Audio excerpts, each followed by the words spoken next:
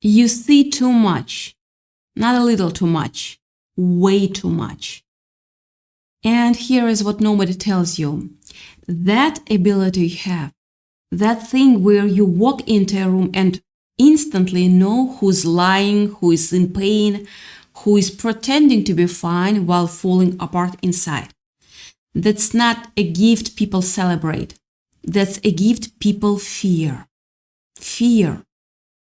Because when you can read someone's soul in 30 seconds, when your eyes pick up things that took them months to hide, when you see through the performance and straight into the wound, you become dangerous to them.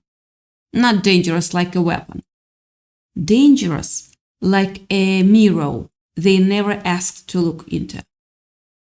And the terrifying thing, the terrifying part, the part that probably keeps you up at night, is that you have been feeling something wrong for years without knowing exactly what it was. You felt the isolation. You felt the strange tension that enters the room the moment you arrive. You felt people get uncomfortable around you without any obvious reason. And maybe you started thinking something was wrong with you. Yeah. I need you to stay with me for next few minutes, because what I'm about to share is going to explain everything. And I mean everything. Let me paint you a picture. You are at a dinner party. Maybe 8 or 9 people around the table, everyone laughing, pouring wine, doing that thing where you perform being happy, because that's what dinner parties are for.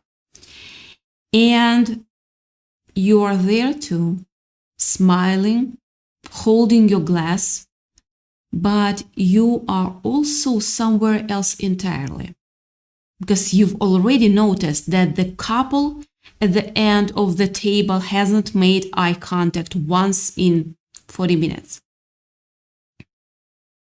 You've already clocked that one person laughs at half second too late at every joke. Like they are watching the room for cues instead of actually listening.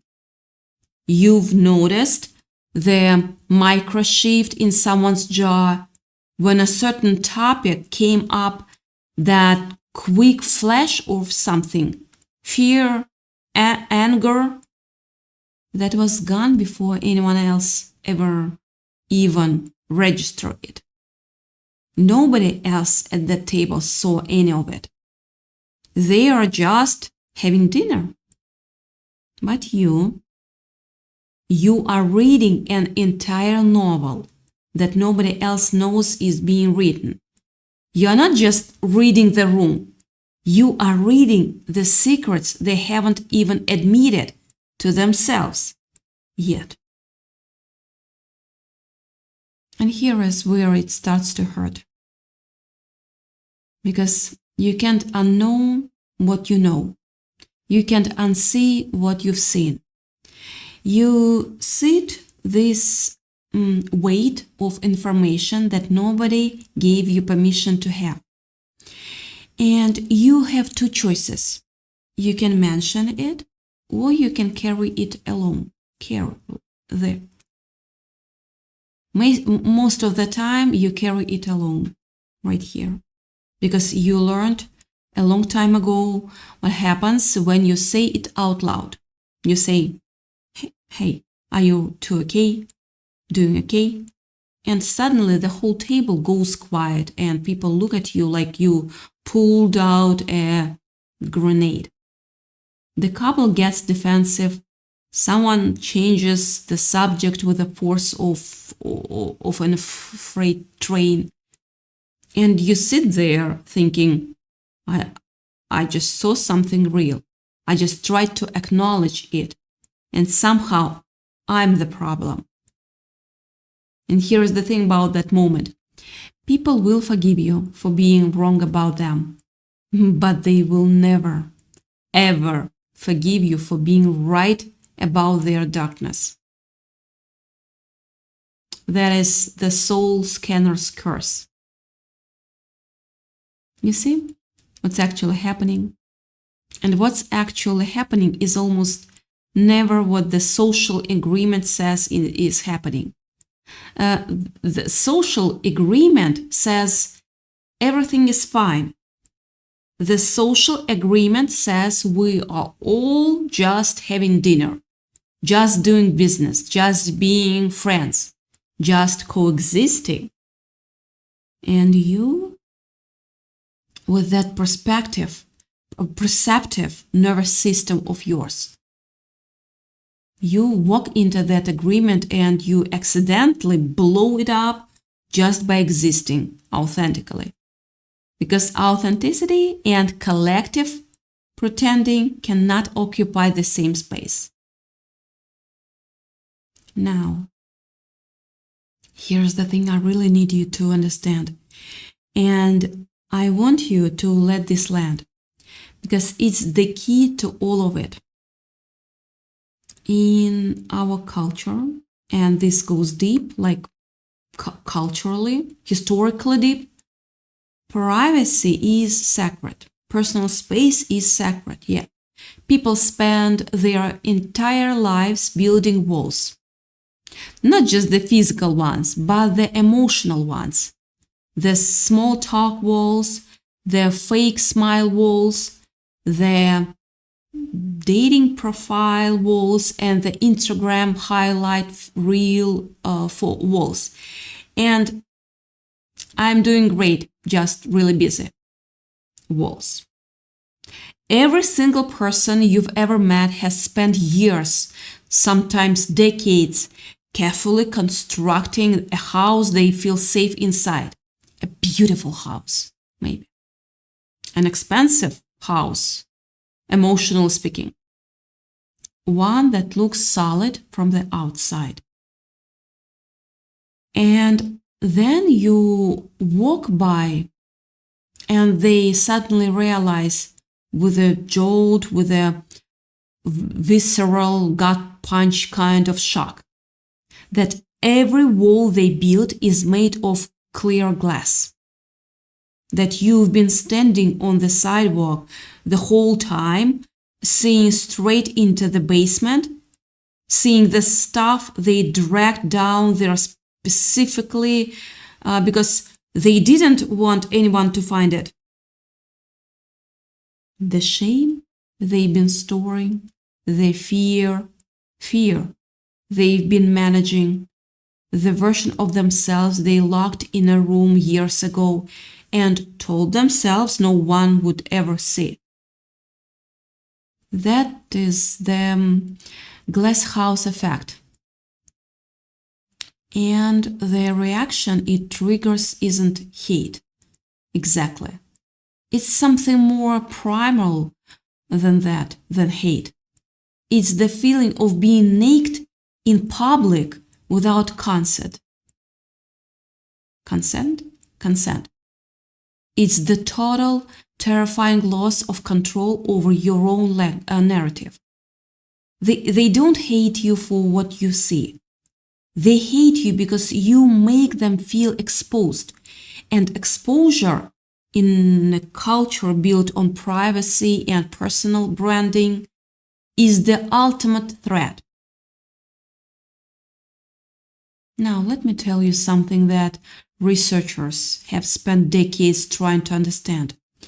There is a segment of the population, probably around the 1%, maybe a little more, whose perceptive apparatus is calibrated so differently from the norm that they are essentially operating in a different experimental reality. Not a better reality, no. Not a worse one. A more saturated one. These people don't just read facial expressions. They read the millisecond expressions. They don't just hear what's said. They hear the hesitation before the word, the slight catch in the breath, the way their sentence ended three syllables too early.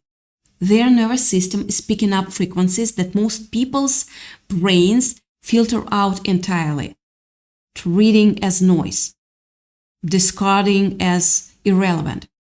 For most people, those signals are background noise, static. For you, they are the loudest thing in the room. And here is where it gets strange, because this isn't a character trait. This isn't just being empathetic or being intuitive in the soft, vague way people use those words. This is a neurological reality. Your brain literally processes more layers of information from your environment than the average person's brain. You are running more programs simultaneously. You are taking in more data per second. Think about it this way. We live in a world of filters and Photoshop, of carefully curated profiles and performed personalities. Everyone is broadcasting a compressed, edited version of themselves. And your vision is the only thing in the room that's running in a full high definition. No compression, no filter, just the raw, unedited signal that everyone agreed not to look at directly. Which sounds like it should be an advantage, right? And in certain context, it absolutely is. But the cost, and there is a real cost, is that you live in a world that wasn't designed for the way you perceive it. The social structures, the relationships, the workplace dynamics, the friendship, they were all built around a kind of shared consensual blindness, a collective agreement to not see too deeply, to not ask too much, to keep things at a comfortable surface level. And you, by your very nature, violate that agreement constantly without even trying. Think about what happens when you meet someone new. Within 2 minutes, you've already picked up on something they haven't told anyone. Maybe it is the tension they are carrying in their shoulders that tells you they haven't slept properly in weeks. Maybe it's the way their smile activates their mouth, but not quite their eyes. That thing psychologists call a non-Duchenne smile. And you've been clocking that your whole life without knowing there was a name for it. Maybe it's something even less tangible, a kind of electromagnetic quality to their presence, an unease they are radiating that has nothing to do with anything they have said or done. You just feel it, like your whole body is an antenna and they are broadcasting on a frequency you cannot turn off. And this is where the isolation starts. Because you come home from that interaction knowing things about that person that took everyone else 6 months to figure out. And you are alone with that knowledge. You can say, I met this person, this new person, and I think they are in a really dark place underneath all that confidence, without sounding presumptuous or paranoid or weird. So you say nothing, you smile and say, oh yeah, they seemed nice.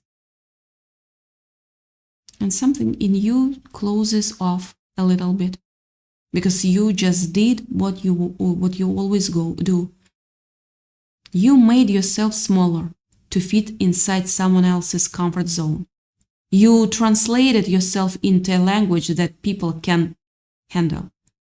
And your silence in those moments, that quiet, knowing silence, is often louder than their lies, which is exactly what terrifies them, even if they can't articulate why. Here is what I want you to sit with for a second. The people who most aggressively tell you that you are too much, that you are too intense, that you think too deeply about things, that you make everything complicated. Those are often not the most secure, self-aware people in the room. They are frequently the ones with the most to hide.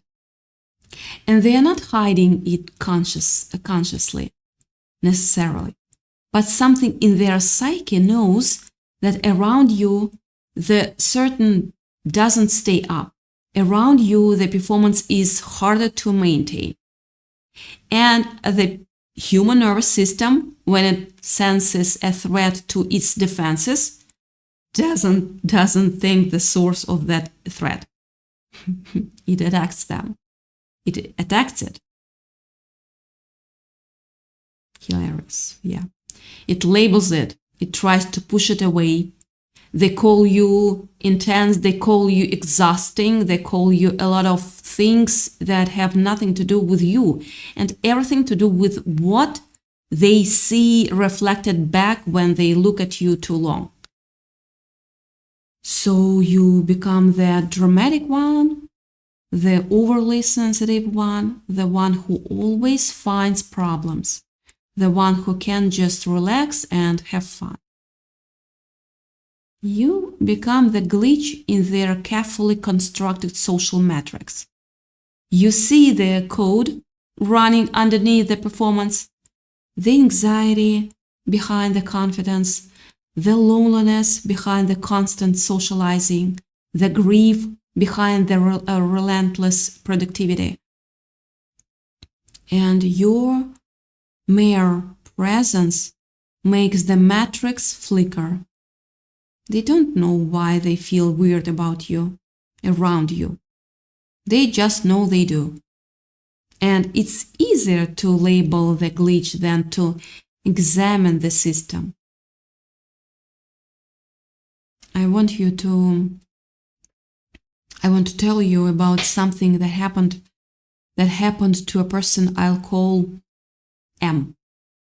Highly perceptive, the kind of person who could walk into any room and within minutes have a near complete read on every relationship dynamic present. M got hired at a mid-sized company, and within the first week, M had already sensed something off about two specific colleagues. A subtle competition between them that was being masked with exaggerated friendliness, and a third person who seemed to be performing enthusiasm for a project while privately thinking it was doomed. M said nothing because M had learned. 3 months later, the two colleagues had a spectacular falling out that nobody saw coming, nobody except M. The project got quietly cancelled, exactly as M had sensed it would. And what happened? M didn't get credited for seeing it clearly, early. M got labeled as standoffish because people had sensed unconsciously that M wasn't fully buying into the group's shared narrative. M's perception made people uneasy without a single word being said. That's how precise and how invisible this dynamic is. Because here is the other thing about M. People came to M constantly when things fell apart, when their marriage was in trouble, when they were scared, when the carefully maintained facade finally cracked and they needed someone who could actually see them. M was saved then. M was a gift then.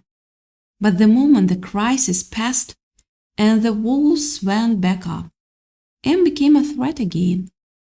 That's the duality of this gift. It's a superpower in a crisis and a perceived danger in a comfortable life. This is the mechanism that makes your gift dangerous, and it's worth understanding all the way down to the bone.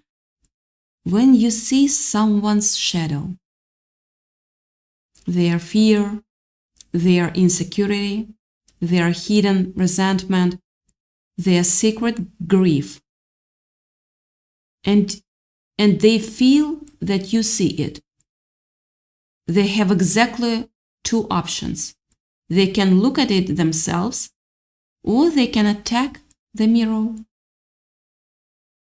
And looking at yourself, honestly, is one of the hardest things a human being can do. Most people are not there yet. So they attack the mirror. They find a reason, actually. They find a reason that the mirror is wrong, is broken, is too negative. And here is the part that cuts deepest. They are not actually running away from you. They are running away from the reflection of themselves they see in your eyes. You are not the problem. Never were. You are just the surface they are trying not to look into. But here's what I really need you to understand, because this is the part that changes everything. The isolation. The isolation you feel. The loneliness that comes from perceiving so much and being understood by so few. That's not evidence that something is wrong with you. It's evidence of a gap between where your consciousness is operating and where the people around you are operating. And that gap can feel enormous. It can feel like you are the only sober person at a party where everyone else is completely drunk on their own illusions. Watching people stumble through conversations, you can see the real subtext of. Watching relationships unfold in ways they are entirely predictable to you, but somehow blindsiding everyone involved. It's lonely. It's lonely in a way that's genuinely hard to describe. Because the loneliness isn't about being surrounded by bad people. It's about being surrounded by people who are living at a different frequency than you are. The people who have this ability and eventually thrive, not just survive, but actually thrive.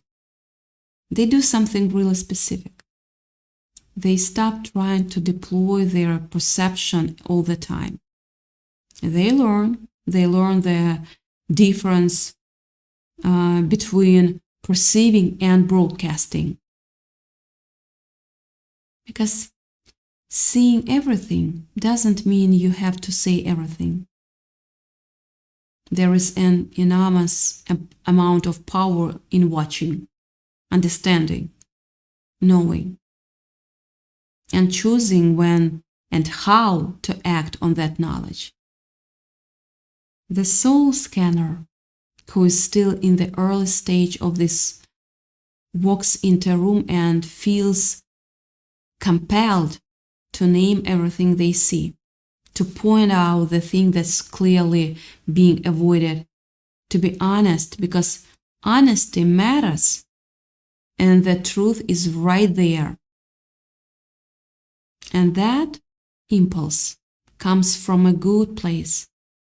It genuinely does.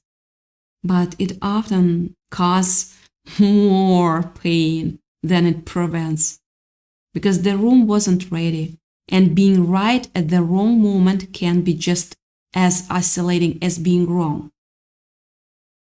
The soul scanner who has integrated this ability, and integration is the exact right word for it.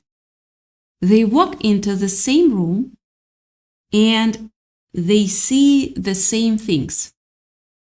They feel the same things, but they are not overwhelmed by them because they have built what I can only describe as an internal container. A space inside themselves that can hold large amounts of information without spilling it everywhere. They've learned to breathe with what they know. They've learned that seeing isn't the same as being responsible for fixing. They have learned that other people's unconscious contents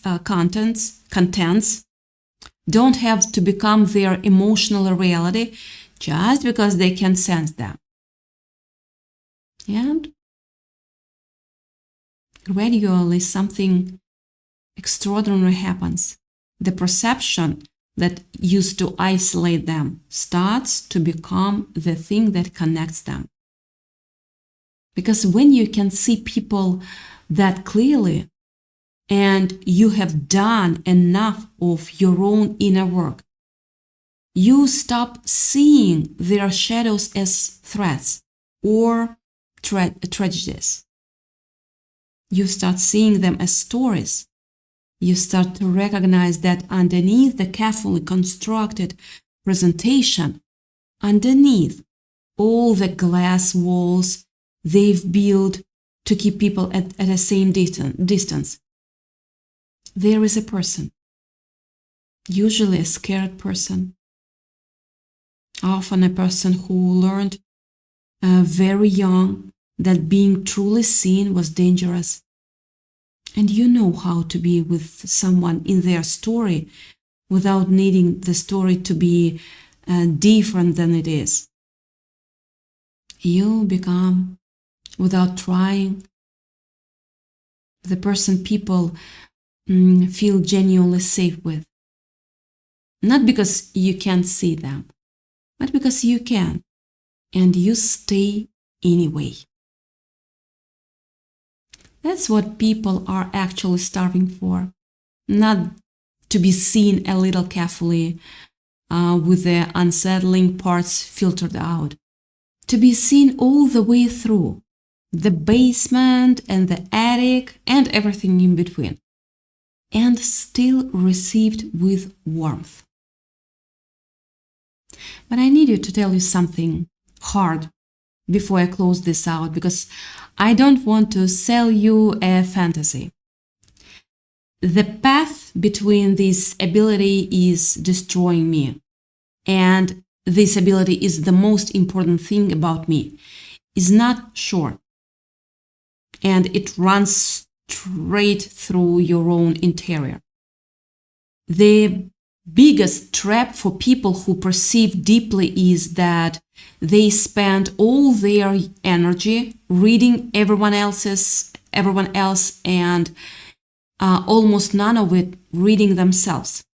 But you become fluent in other people's unconscious material while your own accumulates in the corners.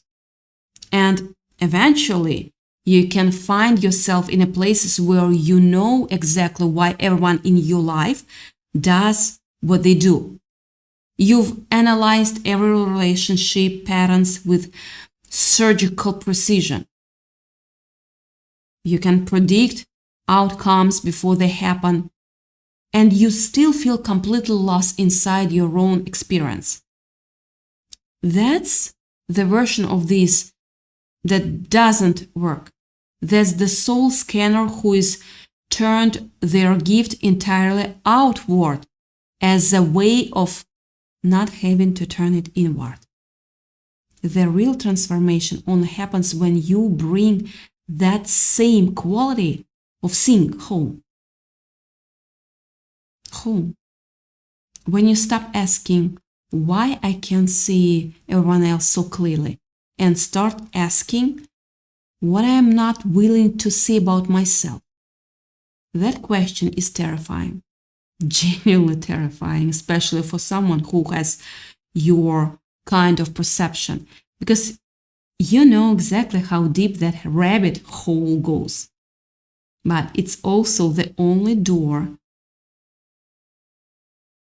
Here is where I leave you. You see too much. You've always seen too much. And for a long time, the world has been telling you to see less, to be less, to dial down the frequency. Stop making people uncomfortable. Pretend this curtain is just opaque you when you can see straight through it. And some part of you has been trying to comply at enormous personal cost for years.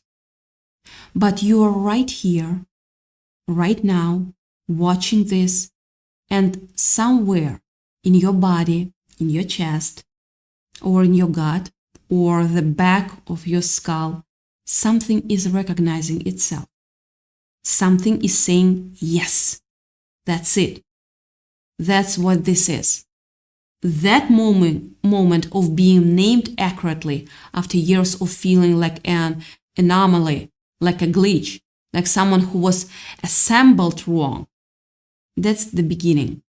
Not of becoming different, of becoming finally exactly what you are, on purpose, with your eyes open, all the way open. You were never too much. The world just hadn't caught up to what you already knew.